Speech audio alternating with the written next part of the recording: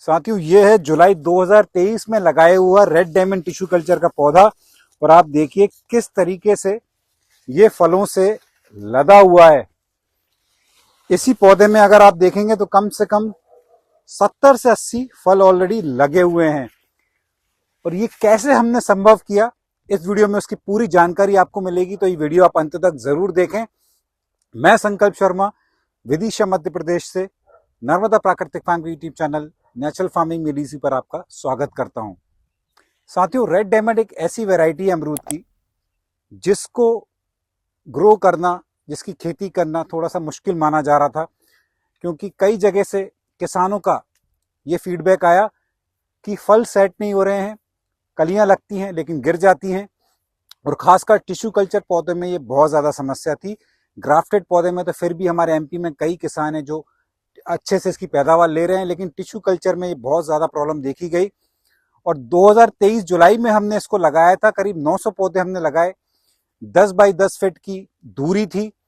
और आज 2 वर्ष बाद इन पौधों की क्या स्थिति है वो मैं आपको बताता हूं। मेरे साथ ही आप ये देख रहे हैं, आप देखिए कितनी मात्रा में इसमें अमरूद लग रहे हैं।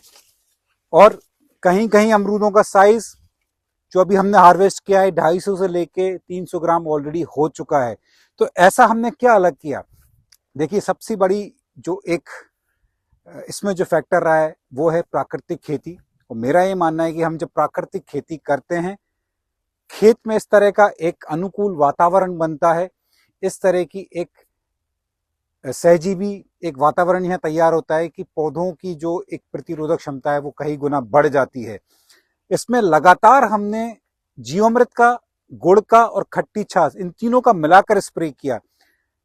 वो स्प्रे इसलिए जरूरी था क्योंकि कहीं ना कहीं जब बारिश ज्यादा होती है, हमारे एनवायरनमेंट में एक ह्यूमिडिटी ज्यादा बढ़ती है, तो उस कारण से फंगस लगने का चांसेस ज्यादा होता है, फल ड्रॉपिंग की समस्या ज्यादा देखी जाती है।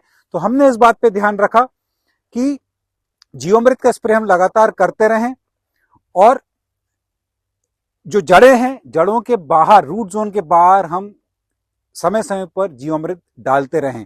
तो हमने क्या किया, जैसे ये आप देख रहे हैं, ये पौधे की आखिरी शाखा है। तो अभी तो हमने ये ड्रिप हमने यहाँ इसलिए बिछा रखी क्योंकि हमको यहाँ थोड़ी सफाई करनी थी, लेकिन ये जो ड्रिप लाइन है आप हमेशा ध्यान रखें, यहाँ बिछाएं पौधे की कैनोपी के बाहर।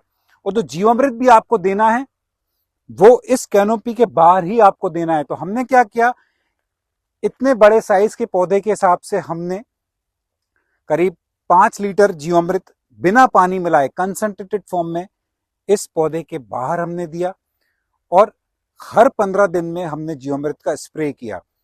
उससे यह फायदा हुआ कि मिट्टी में सूक्ष्म जीवाणु और केंचुए अपना काम करने लगे, वो सक्रिय हुए।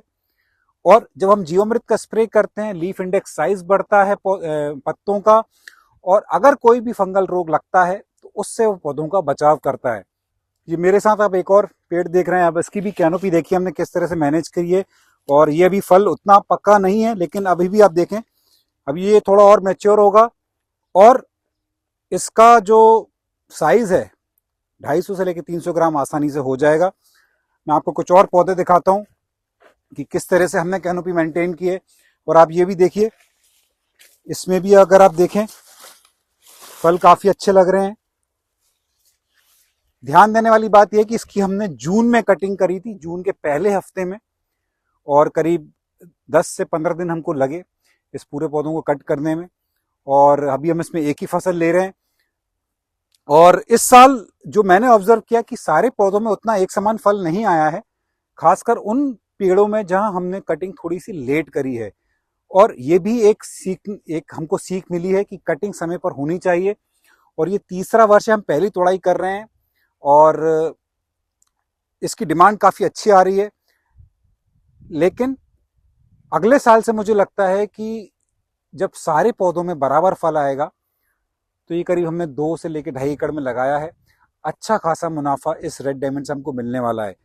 और अगर आप डायरेक्टली इसको कस्टमर्स तक लेके जा सकते हैं तो आपका जो प्रॉफिट मार्जिन है वो कहीं गुना बढ़ जाएगा। इस वीडियो के माध्यम से मैं आपको ये बताना चाहता हूं कि अगर आप रेड डायमंड की खेती करना चाहते हैं तो शुरुआती दौर में सिर्फ 15 से 20 पौधे पहले लगाइए, अपने खेत पर देख लीजिए कि क्या उनमें फ्रूट सेट हो रहे हैं कि नहीं हो रहे हैं। और टिश्यू कल्चर वैरायटी को ना चुने। अगर आपको रेड डायमंड वैरायटी लगानी है तो ग्राफ्टेड पौधे चुने।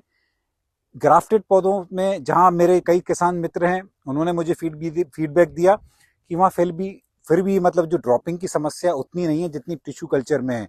और मैं तो फिर भी प्राकृतिक खेती कर रहा हूं तो इतना फल मैं ले पा रहा हूं।